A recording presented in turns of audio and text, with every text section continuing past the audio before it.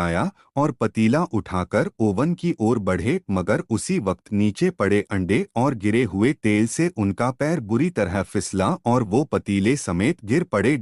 उनकी चीख सुनकर बीवी घबराकर उठीं और रसोई की तरफ भागीं, मगर रसोई में घुसते ही उनके मुंह से चीख निकल गई।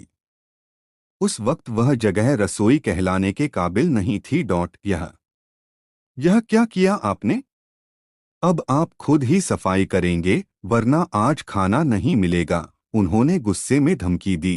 चाचा ये धमकी सुनकर तुरंत उठे, मगर जब रसोई की हालत देखी तो चकरा गए। अगर उनकी बीवी को पता चल जाता कि उन्होंने केक बनाने के लिए पतीले में क्या क्या डाला है, तो वो यही सोचती कि यह केक खाने के बजाय फेंकने के ही लायक है। चाचा आजाद जैसे तैसे करके किचन की सफाई में लग गए। झाड़ू, कपड़ा और पोंछा लेकर वह इस तरह सफाई कर रहे थे जैसे किसी बड़े जुर्म के सबूत मिटा रहे हों। बीवी दरवाजे पर खड़ी अपराधी को घूर रही थीं। अचानक उनके बेटे की नींद खुली, वह किचन की तरफ आया, अंदर का नजारा देखा और बोला, पापा, क्या आपने किचन में कोई नया साइंस एक्सपेरिमेंट किया है या नया बम बनाया है?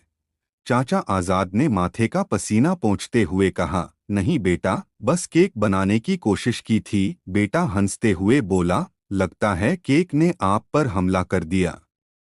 यह सुनकर बीवी की भी हंसी छूट गई और बोली, चलो शुक्र है केक ओवन में नहीं गया, वरना पूरा घर ही धमाके से उड़ जाता।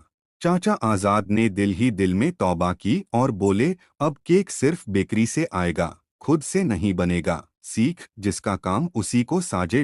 अगर आपको वीडियो पसंद आई हो तो कृपया वीडियो को लाइक करें, मेरे चैनल को सब्सक्राइब करें और वीडियो के लिए बेल आइकन पर क्लिक करें।